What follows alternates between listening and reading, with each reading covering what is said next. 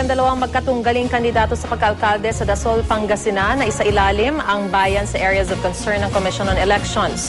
Kasunod po yan ang alegasyong binugbog umano ni re-electionist Mayor Noel Nacar ang ilang taga-suporta ni mayoral candidate Eric Versosa, bagay na maring itinanggi ni Nacar. Balitang hatid ni Jay Sabale.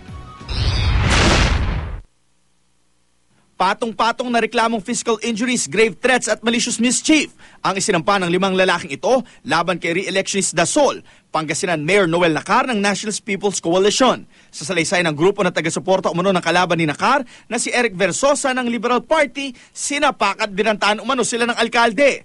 Pero sa isang press con, pinabulaanan na ito ni Nacar.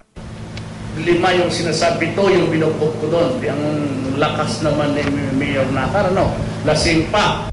Paliwanag ni Nacar na alarma lang daw ang kanilang kampo dahil sa pag-aligid ng nasabing grupo na nakamotorisiklo pa.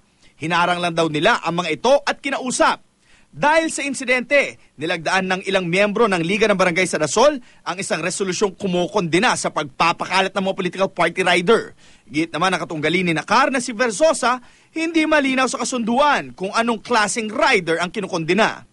Pero kung riders na goons, I can personally attest na wala kaming tinatakot and wala kaming ginagawang disturbances. If ever man, like I said, they are proven and the barangay would request na tumigil sila, willing ako mag-comply.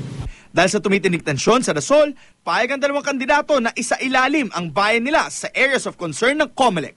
Jay Sabale, GMA News.